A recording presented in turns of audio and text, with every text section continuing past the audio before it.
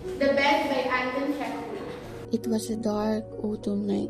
The old banker was walking up and down his study and remembering how 15 years before he had given a party one autumn evening. There had been many clever men and women there, and there had been interesting conversation. Among other things, they had talked of capital punishment. The majority of the guests, among whom were many journalists and intellectual people, talked of the death penalty. They considered that form of punishment out of date, immoral, and unsuitable for a Christian state. In the opinion of some of them, the death penalty ought to be replaced everywhere by imprisonment for life. See, we were arguing whether capital punishment or life on prison was more humane. I argued that capital punishment was more humane. Don't you guys agree? I profoundly agree with your statement, but I also agree that the person must be proven guilty first for the penalty to be considered. Well, I disagree. Both are equally moral, but if I had to choose, I choose life imprisonment over death. You have the chance to live and to repent. That's crazy. Really? You really think you could last in prison? You would choose prison for life over death. I bet you can't even last 5 years in solitary. I'll take that bet. Fine. In fact, I'll say not 5, but 15 years. If I succeed, you'll give me 2 million rubles. 2 million rubles. Done. Deal. 2 million rubles for 15 years of voluntary imprisonment. Let's see if you can last. I bet you won't. But I'll have fun watching. And this wild, senseless bet was carried out. The banker, spoiled and frivolous with millions beyond his reckoning, was delighted at the bet. At supper, he made fun of the young man and said, Oh, think better of it, young boy, young man, while there's still time. To me, 2 million are a trifle, but to you, losing 3 or 4 of the best years of your life. I say 3 or 4, because you won't even stay longer. I know that. Don't forget that you unhappy man, that voluntary confinement is a great deal harder than compulsory. Do you know why? Well, the thought that you can have the right to step out in liberty at any moment will poison your whole existence in prison. I am sorry, but this was your choice. Then he remembered what followed that evening. It was decided that the young man should spend the years of his captivity under the strictest supervision in one of the lodges in the banker's garden. It was agreed that for 15 years he should not fear to cross the threshold of the lodge, to see human beings, to hear the human voice, or to receive the letters and newspapers. He was allowed to have musical instruments and books, and he was allowed to write letters, to drink wine, and to smoke. By the terms of the agreement, the only relation he could have with the outer world were by a little window made purposely for that object. In the second half of the 6th year, the prisoner began zealously studying languages, philosophy, and history. He threw himself eagerly into the studies so much, so that the banker had enough to do to get him the books he ordered.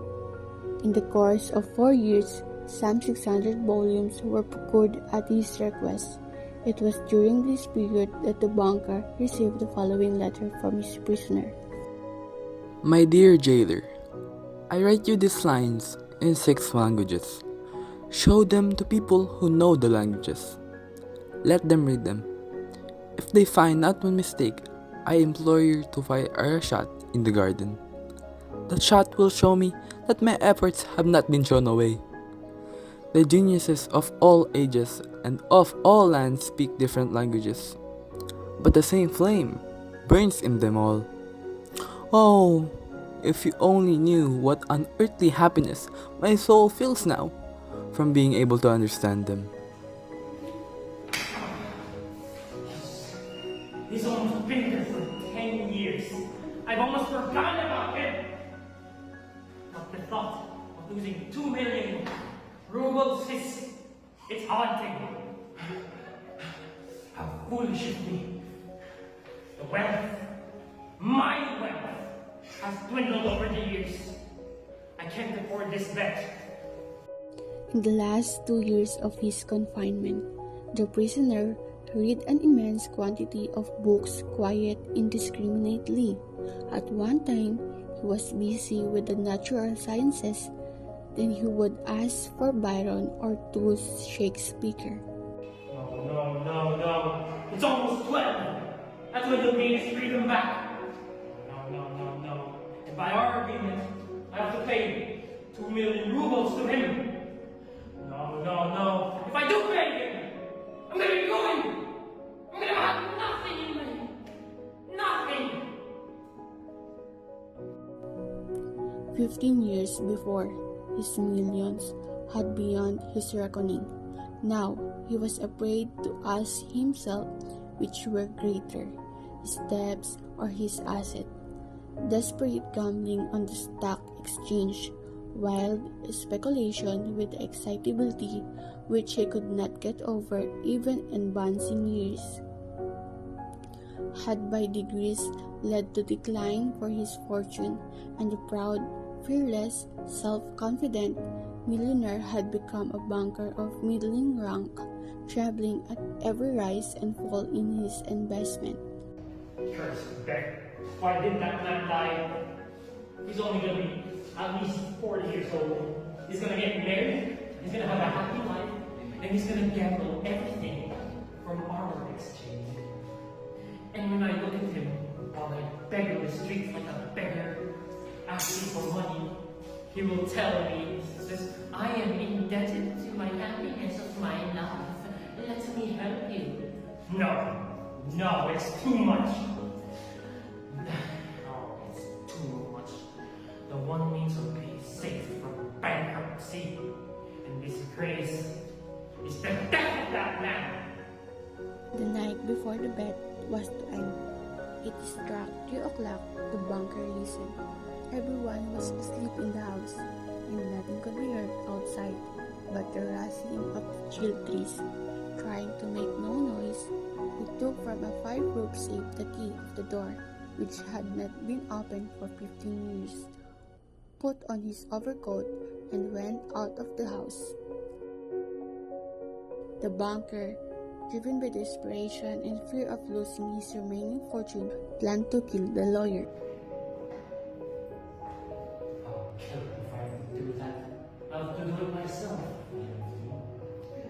I'll have to make it too much. That's one way I can save myself. But as he entered the lawyer's room, he found a letter on the table. He began to read. Tomorrow at noon, I shall be free. But before I leave this room, I want to say this. I despise freedom, life, health, and all the blessings in your books. Everything is void, frail, visionary, and delusive, like a mirage. I shall voluntarily forfeit the 2 million rubles and leave before the stipulated time. Despising all worldly blessings, I leave you to enjoy your ruined life, while contempt the lawyer. He's leaving? He's giving away the money? He's giving it up? What have I done? The banker, overwhelmed with relief and shame, left the room quietly.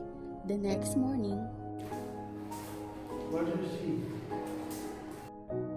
the watchman reported that the lawyer had indeed left, abandoning the bed and disappearing forever. The banker locked the letter in his safe as a reminder of the lesson he had learned.